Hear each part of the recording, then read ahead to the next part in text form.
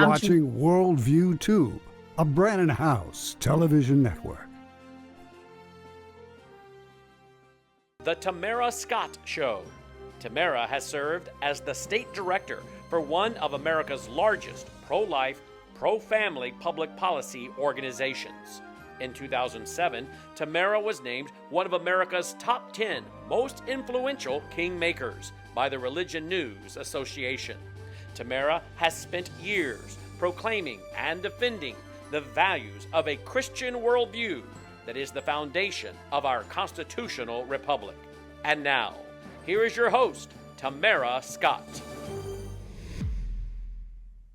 Hey everybody, welcome. I am Tamara Scott. It is the Tamara Scott Show, where we help you live God's Word in today's world. We talk about anything and everything, because if he expects you to live through it, he's directed you how to do it somewhere in his word. So we thank all of those who follow along each weekday, 12 Central Time on WVWTV.com, weekdays 12 Central, WVWTV.com. And then for those of you who like to get the archives, we thank you for that. They're available for about 5 to 7 days on that website, but then they do go behind the vault. And you can subscribe to the vault very reasonably. That gives you not just all of our incredible guests, but every show that's on this network, as well as Brannon House, our founder, his collection, his library, his documentaries, his presentations, and all the interviews he's done in 35 plus years. So it's just a great, very reasonable price for you to have access to all that information at the Worldview, I think it's worldviewtube.vault. Well, worldviewtube.com/vault. Worldview, am I right on that, Thomas? You better correct me. Worldviewtube/com. Worldviewtube.com/vault. I have my cheat sheet up there. As well, we're putting some of these shows on YouTube because we're talking about data centers. We're talking about CO2 pipelines. We're talking about plot cameras now. We're talking about mass surveillance. And so some of you want to be able to share those without it going behind the paywall. And so the network is kindly putting out some of those on the YouTube channel, which you can go to YouTube. It is Worldview Tube TV, Worldview Tube TV. You'll find us there, and you can do a search for the Tamara Scott shows, and you'll find our guest and the great information we're bringing you, so you can share those and not have to worry about the expiration. All right, so in our work, as you know, I'm searching 3 o'clock in the morning, 2 o'clock in the morning, whenever, all the time, for information on these data centers. And of course, more and more keeps coming. And an individual I was watching out of Missouri, and just a great statement at a press conference. I texted a friend that I trust in Missouri, Bev, do you know this representative? I got back. You know exactly who I'm talking about. She's such a hard worker in the Capitol for Christian values. I got a glowing recommendation for Representative Tricia Burns, a Republican who represents St. Charles County, District 63 in the Missouri House of Representatives. And she's now running for Senate in the Missouri State Senate in Senate District 10. Tricia, thank you for joining me today. Thank you for having me. So tell our viewers a little bit about you and why you ran. This is your first term as House, but you are already plugged in. You are fighting. I can tell you're a fighter for our values, for our constitutional protections, but now you're running for Senate. So tell us a little bit about you. Yes. So I served 4 years in the House, and my background, I never meant to go into politics. But in 2015, my son was diagnosed with a rare cancer that at the time they believe only happened 50 times in medical history. And of all the children that had a history, he was the only one who had his type of cancer, which was a thymoma, as a primary cancer. The rest of the children, where they had a history, it was secondary after chemo and radiation. Because of that, I wanted to know why my son was such a canary in the coal mine, and why he had a radiation, basically what looked like a radiation-induced cancer. I found out the Manhattan Project started in St. Louis City, where my grandmother lived before my mother was even born. My mother lived down there. Waste from that transferred through North County. Coldwater Creek is a buzzword that people are familiar with in my state. And then after that, they built a new plant next to where I went to high school. And they put that uranium processing plant next door to an operating high school. When I went there, it was decommissioned, but it was abandoned. Kids broke into it, played in it, broke into it as loose. There wasn't much protection. And there was a quarry that took on all of the Atomic Energy Commission's waste. during that time. And that was a popular swimming place where I was. When I discovered that, I wanted to hold the federal government accountable. After almost 80 years, there was no accountability, and our state officials often just looked away. I think it's because it was just too overwhelming and people didn't know where to start. So what I tell people is when your elected officials are letting you down, it's time for you to become the elected official. And that's why I ran. After the first year, it attracted Senator Hawley. He went ahead and ran with RICA legislation, adding us to that federal legislative program. And last year, Trump signed that legislation at the very bottom of the big, beautiful bill.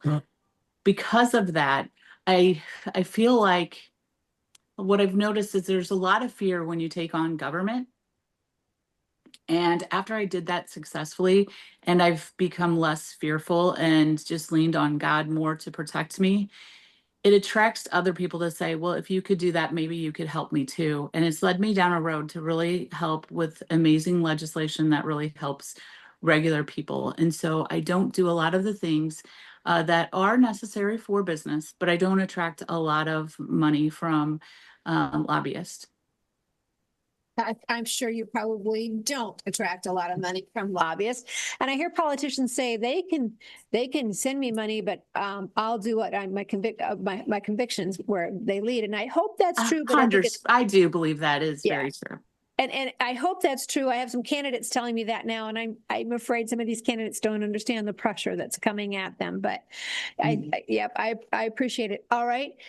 So now you're running in Senate District 10, and even the way you got there, I think is part of the story. So to tell people, because I don't think today we're going to talk so much about data centers, which I want to thank you for your work on data centers. I want to thank you for your work. I mean, how tragic that you came across this with your son dealing with this cancer. But thank you for not just taking it. You researched it. You did what you could now to save others from the harm. And Senator Josh Hawley, who has also been an incredible voice on data centers, the concerns, the flock cameras, and our privacy rights. He ran your bill. I think that's amazing right there that you made such a difference. All right. So Thomas, I forgot to check my clock before we started. Thomas, how much time do we have in this segment? 7 minutes. All right, let's go ahead and start. Where would you like to take us, Tricia? Well, I know data centers is your concern, and that's how we met. But when we talked, I think that it's really interesting because in this data center fight, there's a conversation about transparency. And I have kind of the precursor of what happened in my Senate district, right? And I'm going to let, after we tell this story, I want the viewers to decide if what I experienced is relevant to the rollout of this data center plan in Missouri. Perfect. So with that, I'll start because this is its whole other issue. And we joked like we could write books about this stuff, but we end up in the fight so often. I don't even know when there would be time to do that because there's so many lessons to be learned and maybe hindsight to go back and look at so that when others challenge the status quo or the machine, maybe they can learn from this. But I'll just start. In December of 2024, I don't know if you guys are familiar with 988, but 988, in my opinion, I thought that it was designed that if you had a mental crisis or there was a suicide prevention necessary, instead of calling 911, those resources would be directed to 988 where counselors would be involved. And I thought there would be a true handoff to 911. With that being said, I was in a situation in my district where I thought my husband and I were in a bad situation and facing something that could go really quite dangerous for us if we didn't de-escalate it. So I reached out to 988 and I text. And that's very important. I did not call, I text. Because we don't have the ability to text 911, or I may just have texted 911, but I didn't want the person in front of me, as my husband and him were having a conversation, I didn't want them to see that there was any calls to law enforcement because that just made me afraid that we would be in a dangerous position. And I think most people can understand that. So I was hiding my phone as much as I could. And I just text, I think that I can end up being hurt and I might need some help. And then it said, well, Well, thank you for reaching out and gave me some legalese. And I'm looking at this, trying to read some of this stuff. And I'm like, okay. And then it just repeated the comments. And I was like, wait a minute. I had to scramble to read through it. And the actual way I needed to respond exactly was use the word next. I hit next. Then it asked me if I needed LGBTQ youth services. I'm like, what? And I think that's when I was like, no. And I was like, okay, wait, next. But there were several demographic questions. And I'm in a situation that I already said was kind of dangerous. So then I put, I really need some help. I think that we're going to end up getting hurt. And I tried to put it in like, I really need a person to grab this text message, right? And instead it asked me how suicidal I was. And then it asked me how upset I was on a scale of 1 to 5. And I'm thinking, what is happening? Just get a person on this connection. Then it said, why don't you go ahead and fill out this survey, something to this effect. And again, it gave me a link off site. Well, being a state representative and looking out for the public, I'm like, what is going on with this and how much is Missouri spending? Because if anybody was actually in the middle of committing suicide, they're done. This did not save anyone's life. And I couldn't believe that I was being taken off-site to a questionnaire. Because if you really think about somebody in a mental health crisis, how often are they going to have drugs involved or some other situation where they may not have all their faculties to be moving off-site from a text message to start filling out questionnaires? So I did click on the questionnaire, and it ended up being a questionnaire about how transgender I was. And I thought that was, one, alarming, but it had no place in this particular call. But if you also remember, I said it asked me if I wanted LGBTQ youth services, and I said no. So Thomas, could you play that those screenshots of that transgender questionnaire? Can you bring them a little closer, Thomas, so we can see them? Okay, so Tricia, can you read them for our audience that's listening? Okay, well, hold on 1 second. Let me figure out how to. Okay.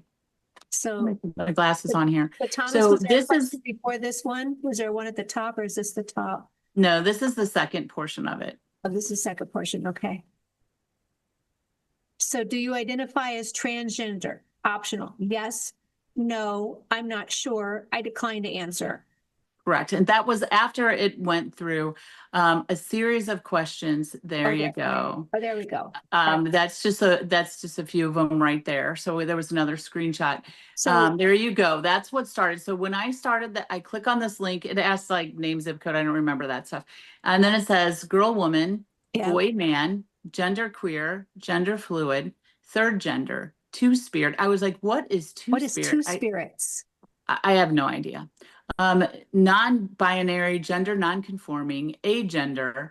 I'm not sure what my gender identity is, so you're questioning. Decline to answer. And then it said a gender not listed here. Oh, If you scroll back down, then I think we covered all options for gender questions, but then that's where it said, do you identify as transgender? The yes, no, I'm not sure that you saw earlier. yeah. Why is that demographic information in the middle of a suicide and mental health crisis line? That makes no sense. So here's what they'll tell you is they try to tell us that that group has a higher rate, I believe, of self-harm or suicidal ideation. Mm-hmm. But to put it in this survey, I mean, shouldn't we just help people all the time? Shouldn't it? That was my point. So when some of the news, you're going to hear about this, but when some of the news came out against me for what I was doing, I said, I really don't care if a man wears a skirt or not. But if he's standing on a bridge, get him off the bridge. Yeah. Why are we wasting time on this? Some of the things, because I was showing so many people my phone, I think it's critical to know that when I was scrolling, if I hit too hard on one of those transgender options, I could not simply unclick it. Unless I clicked another transgender option, it would not go away. Now think about it. How many people are going to answer prior to that they're suicidal because they're so incredibly frustrated they can't get a real person on the phone? right? I've had people come to me and say it wasn't them that was suicidal, their neighbor was. And they could not figure out how to get that machine to answer, how do I help my neighbor right now in this moment while I'm standing in their garage? Walk me through it. So of course you're going to hit that you're suicidal. Now all of a sudden you hit that you're transgender just scrolling through that stuff. A lot of people believe that the transgender agenda was using this as a data collection model to then report back how many transgender people were in our society that were young, right? And trying to commit suicide. And they were often quoting that in the reason for transgender surgeries. I do. I believe there's some type of a collection here that they were building, manufacturing. Yes. So what I Yeah. found out is that data was being collected. Yeah. And the next time that caller called, all of those conversations would be used to help coach them. So if that young person, Hold on. yeah, So if the same caller called back, they somehow had the information on that particular caller? yes. And so if it was a kid that was questioning their gender or maybe just hit one of those buttons, they were often, from what I was told, sent directly to the LGBTQ youth counseling. And then all those notes from all their calls were collected and then stored for their counseling sessions. Is that frightening to you? It's It's frightening. incredibly frightening to me. Um, Yes. For a couple reasons. And I have a tinfoil tiara that I would never wear a tinfoil hat, but I do have a tinfoil tiara that I put on occasion. Only Mhm. my theories keep coming true. There's a couple of, okay, first off, cell phone numbers change. So if that cell phone gets relogged to somebody else, none of that is accurate. That's just simple. Two, when it's private information, very personal, sensitive information, and if they're storing it, it's hackable. It's absolutely accessible and hackable. We're learning Right. that more with the flocks. Three, if we looked at Canada, if you say certain things to your doctor, I'm just not happy. I just don't know if I can continue this. They store that information according to the Euthanasia Prevention Coalition, and those may be used to determine whether or not you're a candidate for MAID, medical assistance in dying, whether or not you think you are or want to be. If Wow. someone's calling a suicide line and they store that information, that could absolutely be used against them in those scenarios. That's In so many ways. I've talked to a gal who's actually an LGBTQ youth activist, and she's frustrated because 988 did, she says, ruin her life. She was reaching out with calls and questions, and she was under the impression that it was a confidential service. And then the law enforcement broke down her door and put her in a mental health hold without her consent. But I wanted to go a little deeper. My concerns right there. You just validated. We've got to go to our first break. We're already behind that because the information is so. Folks, you need to be hearing this. This could happen to anyone you know. But how many kids have cell phones? Right. We'll be right back. Representative Tricia Burns is my guest, now running for Senate candidate in District 10, Missouri. Stay tuned. Thank you.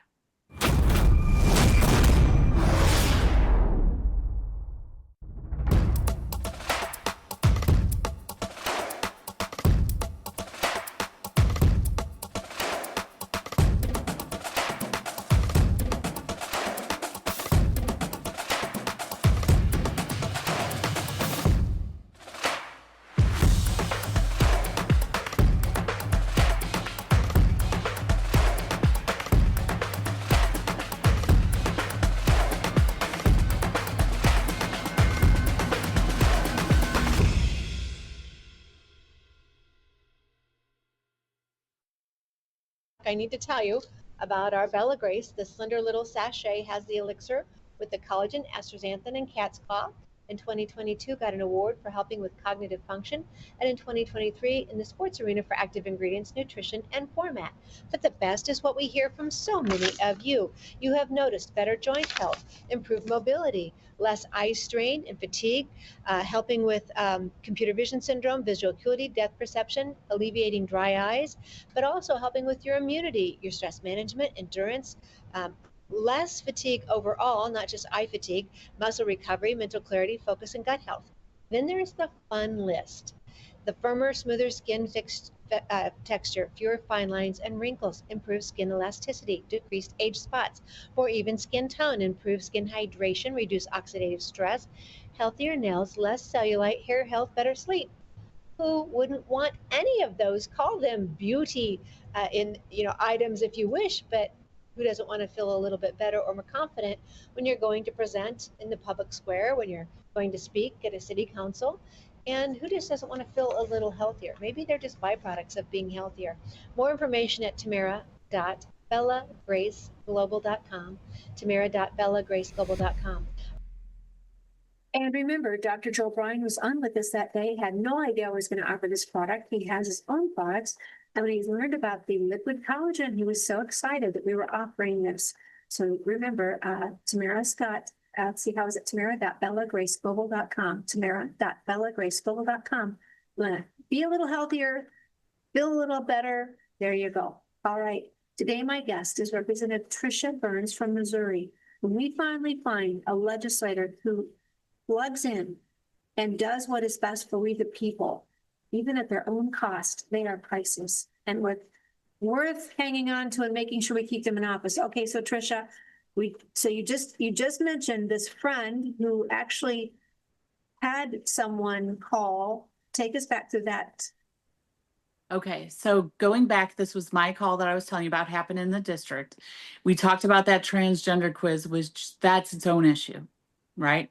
Right. Now we go back to the chat bots.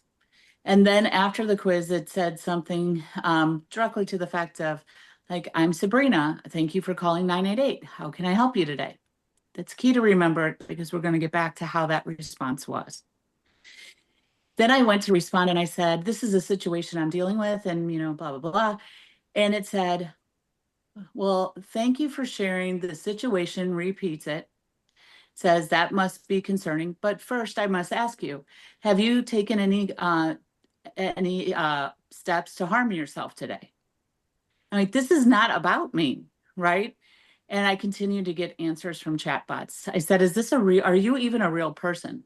And it said, yes, I'm a trained 988 counselor. And I gave up on it. Do you know how long that took me in that moment of fear? I was on that call for over 20 minutes. Never got a real person. So what did I do? What I did was what I think a reasonable person would do. I reached out. I've only served 4 years in the House. I reached out to one of my mentors and I said, I believe that you've been on the budget before. How much is this system costing? And who is in charge of it? He called back and said, all right, I've scheduled in the next couple days. I need you to drive to Rolla with me. I'll meet you there. And we're going to meet with Compass Health. They are the state provider for our 988 services. When we met with them, one of the things that I didn't add is after the call went dead. Now, keep in mind, I said I might get hurt and nobody ever got on that line. Even though I said I was in a position of danger with me and my husband, there was never any call from the police, no follow-up from 988. But they did bug me a couple of times before they dropped the call asking for me to fill out a survey. So we went and they said, oh, well, our 988 works really well. And they gave us these glowing reviews. And I said, well, of course you think that, right? How many links are you actually giving out to fill out the survey? Well, we have no way to tell how many surveys we're giving out.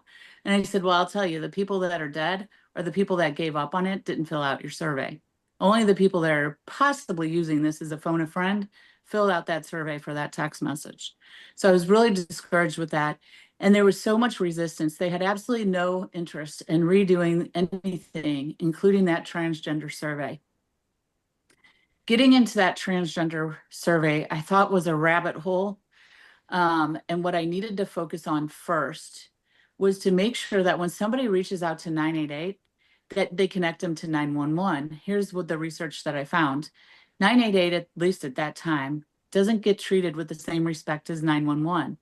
Most of the people that I talked to on 911 boards in their communities and the dispatchers in my area absolutely hate 988 for the exact reason that I told you. If we had that $20 million going to our 911, we could really do more with it because 911 knows where those calls are coming from in the event that somebody did harm themselves, they can get to them. And they're part of the conversation. So you don't have those barging in because they weren't given the right information from 988 call centers, right? So I filed a legislation. And when I filed legislation against 988, all hell broke loose. I had a hearing on a Tuesday in February. And in our house, the last working day is Thursday. So on the last working day, before going into the week of my hearing, I had people walk into my office from Compass Health. It was the CEO, several vice presidents, and their lobbyist. But what people failed to remember when all of this that I'm going to tell you went down, there was also sitting in my office a lawyer who was a state representative. She sat in the chair and was part of the most of these conversations. She was definitely in the chair for the next part that I'm going to tell you. When I showed them and told them that I wasn't specifically picking on their call center, I didn't have any experience with the call center portion of 988, and I had heard some good things about it. I was really honing in on the concerns of text messages. And the CEO said, you know what, I hate the text portion of 988 as well. Because when a caller goes dead on that, we don't know if they've killed themselves. We don't know if they're actively in a harm situation, or if they just lost interest or lost cell connection. And that wastes law enforcement's time. So if they try to reach out to law enforcement and find out where they are because there's no exact location, it's just a tremendous waste of time. Because I already knew it's not an emergency number, it's a crisis line, and it's not connected directly to 911. And there is this pretend to at least tell the caller that there's the confidentiality. So here's the part where things are going to get even weirder, and why I think I want to ask your listeners, does this have something to do with data centers? It's a long road, so bear with me. The vice president of innovation stays behind. Now, vice president of clinical innovation, it's a perfect person to run a test with since it's their own service. She sits next to me and she says, can I look at your phone? So she scrolls through my phone, is incredibly alarmed, just as everyone was, just as the callers are, when you see that it took over 20 minutes and nobody ever answered that line. She says, well, we need to find out, did that just happen because you were having something you felt was dangerous and it wasn't exactly a suicide situation? We need to see if somebody is actively going to commit suicide, which I want callers to know happens 89 times a month. By the time somebody reaches 988, they've already done something to harm themselves, or they have a gun to their head. Those are statistics that were out there. So she says we need to see if any of those keywords would trigger those chat bots to connect to the 988 call center so they can immediately put one of their trained counselors directly on the call with that texter. So I said, well, I don't know what that would look like. What do we say? So she says, say, I no longer want to live. Okay, that sounds reasonable. We do that. She sees the chat bots and is completely appalled, and then says, we train our counselors what to do to ask about guns or weapons, and we have to separate the caller from a weapon or something that would harm them. She said, put it in there. I have a gun in my home. So I'm like, okay, I have a gun in my home. And nope, this is one of those examples where the chatbot didn't like that you were free thinking. So it repeated one of those demographic questions. She was appalled. We then filled out that we were highest level of suicide. So we indicated we were suicidal that day. We put in there the extreme upset was number 5. We put in number 5. She got to witness the transgender question in the middle of this, sample suicidal call. And then when she came back from the transgender thing, she said, this is ridiculous. Just tell it I have a gun. If I have a gun to my head, if they don't pick up that call with those key words, there is nothing more alarming that someone can say than we have an actual national crisis with 988 potentially, but definitely within Missouri. So I put that in, and guess what it says? Hi, this is Juliet. Thank you for calling 988. How can I help you today? We both looked at each other and my friend, and we were appalled. We said, did you not read our messages? And it said, please repeat all messages. And like, this ain't even a real person. And of course it does the whole, I'm a true 988 counselor. She looks, I look, this was several moments in this call as well. And we determined that this was not a real person, that this sample suicide caller was calling. After she left, appalled, my friend and I were totally outraged. We had to And go let's to the house. clarify for those listening, that was someone from the 988 network. And It was the vice president of the 988 call centers, the company that is one of our largest providers in Missouri for 988. Okay. The CEO, vice president stays and does a test on their own system. Now, you should know I spent a lot of time researching it. When I talked to everyone within 911, I said, did anyone that you know of ever even test this service? And they said, you know what? We all just believe that it worked. We don't know a single person that's ever performed a test or even provided us transcripts of what these calls look like. They've only been shown surveys. So there's legislative immunity. I also had a hearing. So it's very reasonable for me to do research, especially under the guidance of the provider of 988. About an hour and 20 minutes go by from the original text to 988 that morning. I'm on the House floor and I get a call from Jefferson City Dispatch that asked me if I just called that I had a gun to my head. I immediately identified myself, said that that was under the direction, a test under the direction of Compass. I apologized. It then transfers to a man who says, please don't do that again without letting us know. And I said, okay, great. I'm sorry. I didn't know that there'd be a connection. Sorry about that. And he says, this file's closed. But then here's where we get into, this is going to potentially lead down the road that could be involved in these data centers. So after that, I have my hearing on Tuesday. That Monday, the Trevor Project comes in and starts threatening the chairman of the committee to please cancel the committee. Well, they might have done that even prior, but she had a bunch of even legislators threaten her that they did not want to go to that hearing and to please cancel the hearing on 988.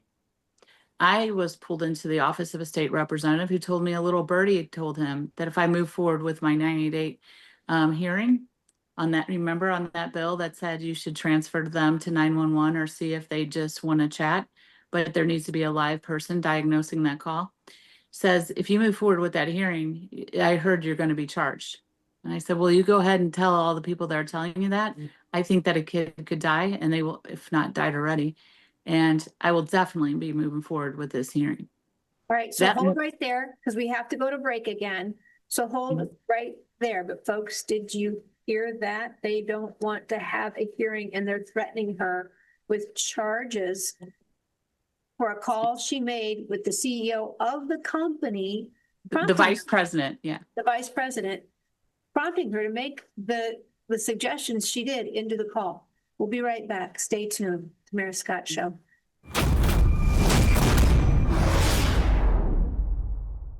Do you like drinking toxins that could cause cancer, inflammation, and all kinds of other autoimmune diseases? Of course you don't. Well, much of our water in America is full of toxins. That's a proven fact. WorldviewWater.net. WorldviewWater.net is your solution so that you can drink good, clean water. In fact, I give it to all my 3 fur babies, all my 3 dogs. I have one under my kitchen sink, one of these filters, as well as on my shower. WorldviewWater.net.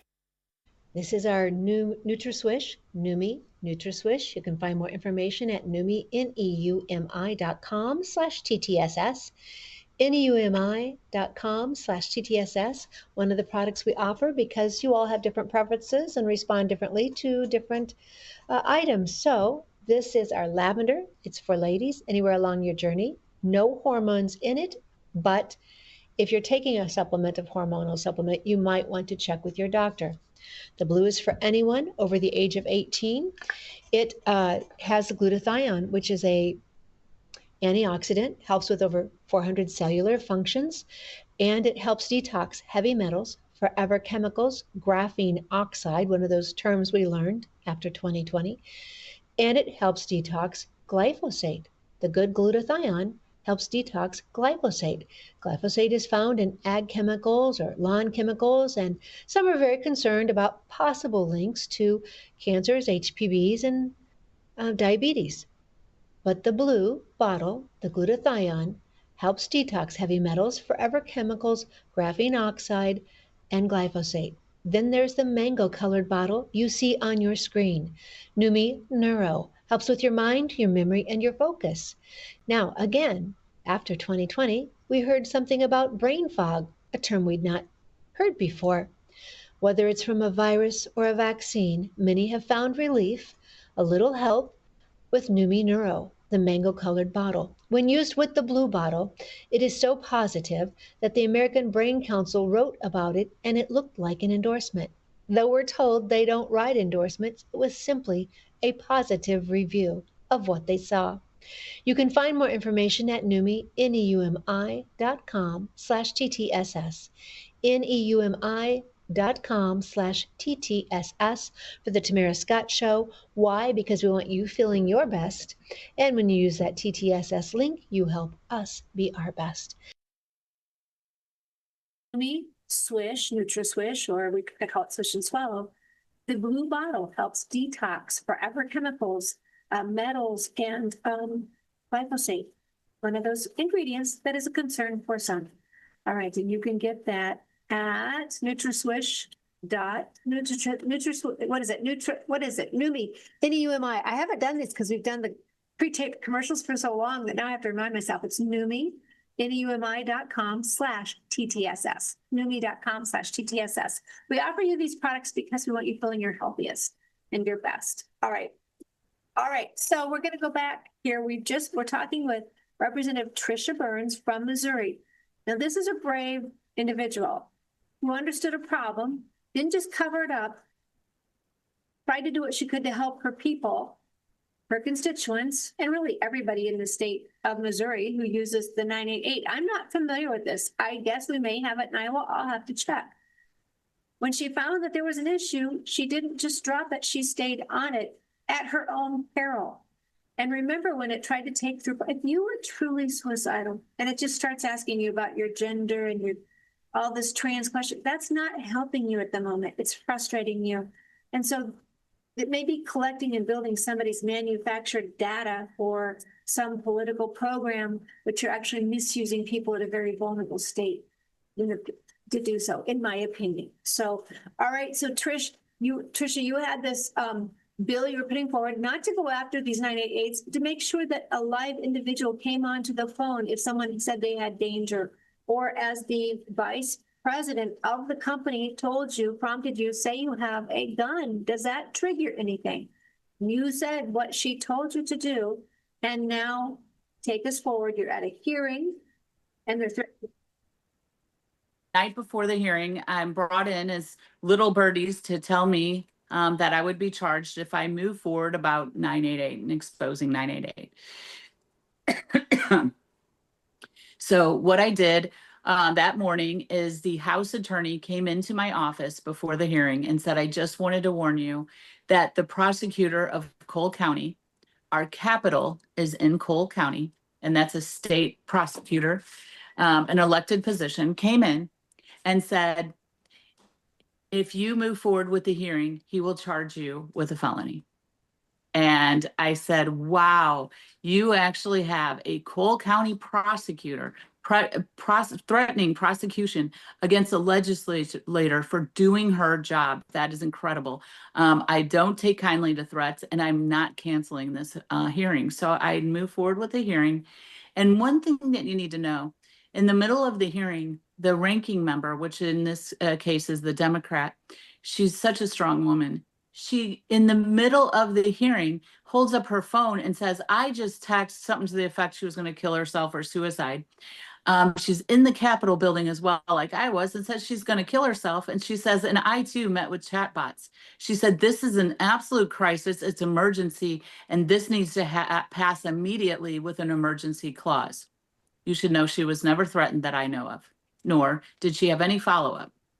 So after the hearing, the House attorney comes in and says the prosecutor called back. He wants a video of the hearing, and he's going to be charging you with felony terroristic threats.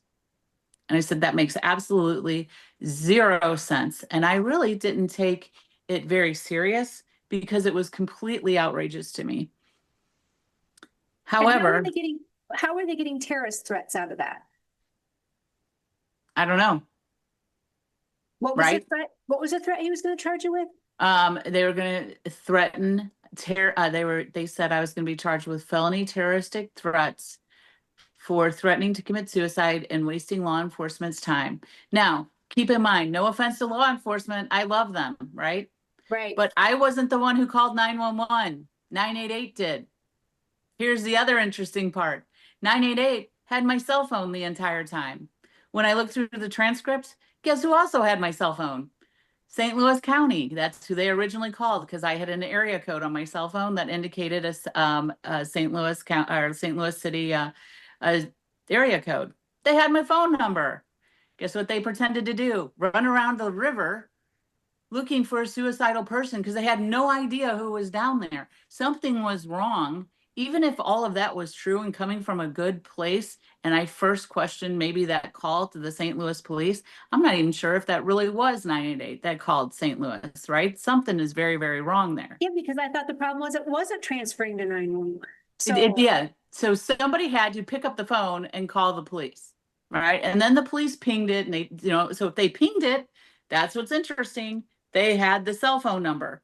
So if you were really worried someone's going to kill themselves, why didn't you pick up the phone and say, hey, are you okay? Right? So that's just another interesting point. And because I was like, because if that really is the case, we need to have some training on that because we shouldn't have police officers running along the river in parking lots when they have a cell phone number, right? Something has to be done. There needs to be some cleanup there. But that's also what the folks from 911 warned me about because the text messages, since you can't tell where they're coming from, create some problems. Okay, well, maybe we should start with trying to call the caller. But let's get back to that. So at the end of the hearing, I just really didn't take this serious. I had a hard time really believing this. Now, I want you to know my husband's also a very well-respected judge in St. Charles County where we live back home. Okay, so that's important just to lock that piece of information in. So, and he had a law criminal defense firm for almost 20 years that I worked in a lot.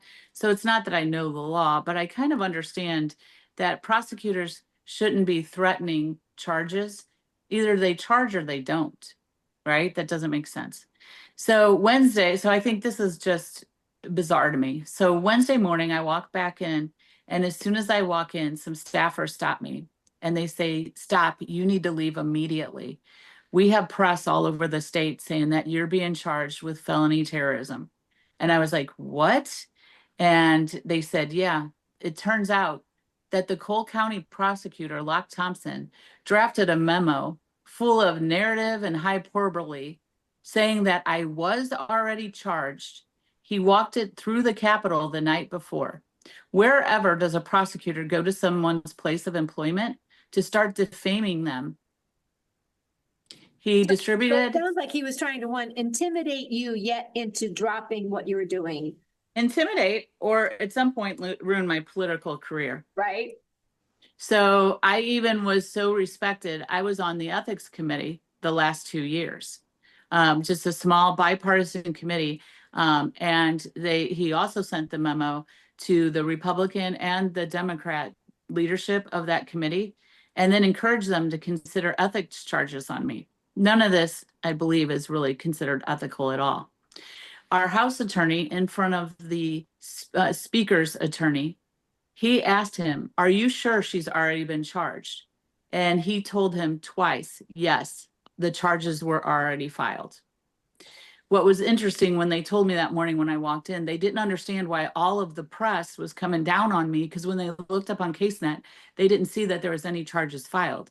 But they suggested that I get out of the building as fast as possible, reach out to somebody I know in the media that would be friendly to honesty, so that I can tell my story as fast as possible and get ahead of the wave that was coming at me. I looked Locke Thompson up on Facebook, and I saw that when he last ran for office, there was a series of Facebook ads that said he prosecutes corrupt individuals, or I'm sorry, corrupt elected officials. What I believe is he's the most corrupt elected official I've ever ran across. And I firmly believe that. Nothing about what he did was at all justice, because I'll tell you what, it got worse from there. I go back into the Capitol and I am told that I need to seek private counsel. What was presented to me after that was I had 24 hours to resign or be charged with the felony terroristic threats. Now, I'm not a charged individual at this point, but I'm being threatened to vacate my elected office or I'd face charges. What part of justice, right? If I could just vacate my office and then all of a sudden felony terroristic threats go away, something tells you that this really isn't about justice. I refused to resign. I sent back a message, and then I had to hire out of my own personal money because the governor's office wouldn't help me and the attorney general's office wouldn't help me either, even though I've seen mirrored cases where they helped other elected officials. You should know that most of them use the same marketing consultant. So I hired my own person for $5,000, and she is very connected to that community, and she did a very good job. She said to me, Trish, this is really concerning. Locke Thompson told me he had to get some kind of charge out of you because the people that put him in office are stomping on his head to get you charged with something. I then had different elected officials screaming at me to take something because I'm guilty for what I did. I knew that what I did was try to protect kids in the community, and that also in the long run, that transgender quiz needs to be out of that 988 immediately. It was a series of threats and deadlines. One of the deadlines was some kind of offer. And I'm sorry, so I had the first noon deadline. The next day was another noon deadline. Then the deadlines just kept moving. I have by 7 a.m., then I had by lunch, then by the end of the day, and then 7 p.m. is my final offer. No charges, just threats. No charges, just threats. And all of them came with public apologies and some kind of public humiliation that required that I did something wrong. The whole time I'm saying, does he realize that in his own memo, in his own recording, my voice says this was a test with compass, right? His own evidence. And I also made it clear that there was a witness in a room from the word go. So it goes on, and then she calls and goes, he's got this really good idea, and it's going to save face for both of you. Save face for both of us? What are you talking about? I was getting destroyed now in national news media because, mind you, when they threatened me that I should resign, remember I told you my husband was a judge? They let me know there would be splashback on my husband's career as well. Sure. Right. And I said, if you want to destroy me on a national level, you're going to have to do it because I will not accept any charges. I will go to trial. And that way we can expose on a national level what 988 is doing to parents who have cell phones in their kids' hands. Because that 988, the most growing demographic for 988 on text messages is kids under 18. Yes, so 988 the most. Yes. Yes. And I went to a Mizzou game, a college game, and I saw 988 suicide hotline going around this entire stadium. And I said to them, you know, I have a marketing background. That was one of the things when we had that original meeting. I said, are you guys kidding me? You are advertising in every class, almost every classroom, stickers everywhere. Everywhere you can see 988, you have billboards. I even saw a billboard that said, boyfriend break up with you, call the 988 suicide hotline. Since when are we teaching teenagers that if your teenage boyfriend breaks up with you, that rises to the level of contemplating suicide? So I said, if Nike had this kind of ad placement, they would never have to pay for another billboard again. You have the word suicide everywhere in this country. And keep in mind, suicides have not declined. Well, the more you see something, the more inclined you are to think it, the more inclined you are to do it. Statistics have shown that over the years. Yeah. So they were like, well, that's a good point. So I do think they're trying to get away from the 988 suicide word being everywhere. So I think that's something that I also may have played a hand in.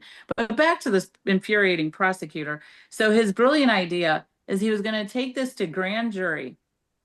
and he wasn't going to present. That was the big thing. He would take it to a grand jury, and then he wouldn't present, but I could present, which would mean he got to send it to a grand jury, but then I got it kicked in grand jury. So that way we both won.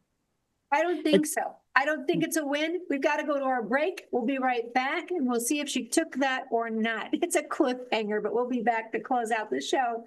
Stay tuned. Trisha Burns, somebody who's obviously fighting at her own peril for your freedom, your liberty, and your safety. Stay tuned.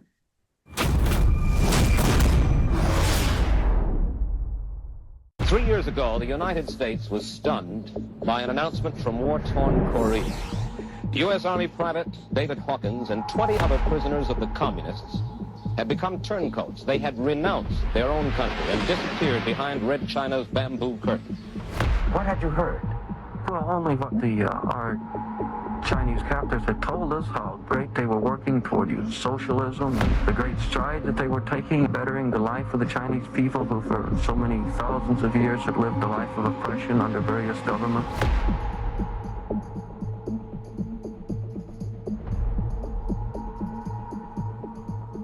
They're doing great. If you've got kids in there, they're doing great. And all right, I want to get back right to our guest, Trisha Burns. Trisha, did you not take up the grand jury idea? No deal. What I actually said is, this is so ridiculous. I told her, you know what, maybe I should just resign. Why don't you tell him I need to see what my options are in writing? And you're not even going to believe this, but this state county prosecutor emailed to my attorney 3 press releases on his state letterhead with the seal, giving me 3 options. 1 to accept a misdemeanor, 1 to accept a plea deal, and 1 was the announcement that I resigned, and so no charges were filed. I was then told by my attorney that he said, pick which option I want based on how it will sound in the news. And I said, I think he needs an off-ramp because he's violated more laws than he's ever could accuse me of. She called back immediately and said he'd like you to come to his office so you guys can talk. He then suggested that we resolve it with press releases. His press release had to go first. I was then allowed to write a press release, but he had to read it. And he did, in fact, make several edits before I was allowed to release my press release. And I wasn't allowed to use my own voice. That's how that issue ended. So no charges. Nope, Did your never any final charges. press release, did it convey what you wanted it to convey? Absolutely not. All right. So now we've got just a couple minutes left. So now the next question was, why did that happen to me? Yeah. And I had some, opposition research people, 2 different, they came back and they said this has happened because they're afraid you're going to run for Senate. Run for Senate? My current senator has another 4-year term. I was like, that doesn't make any sense to me at all. Plus, I'm not positioned. I don't take money from lobbyists. I'm very underfunded. I would never have the funds to run for a state Senate seat. I wrote it off and it didn't make any sense. Well, lo and behold, our state senator resigned, and the lobbyist and longtime ally of our governor decided that he's going to run. Oh, I also forgot to tell you, I got a call in the middle of all that from the now marketing person for the person I'm running against. And they asked me how bad this had to get for me personally before I would accept charges. And I said, what's that supposed to mean? And he said, how bad does this have to get for you and your husband before you take a deal? I said, are you threatening me? And he said, no, I'm just saying that we can help you market through this.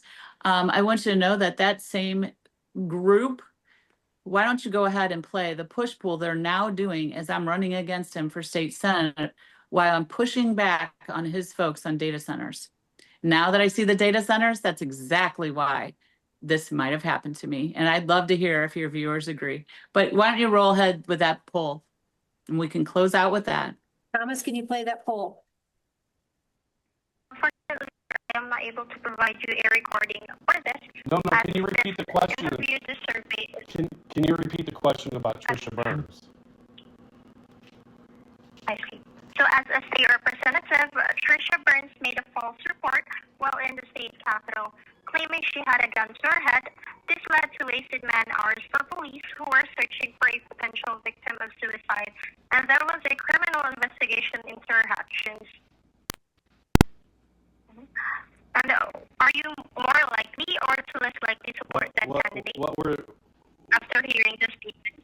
What were what was the outcome of that, of the investigation?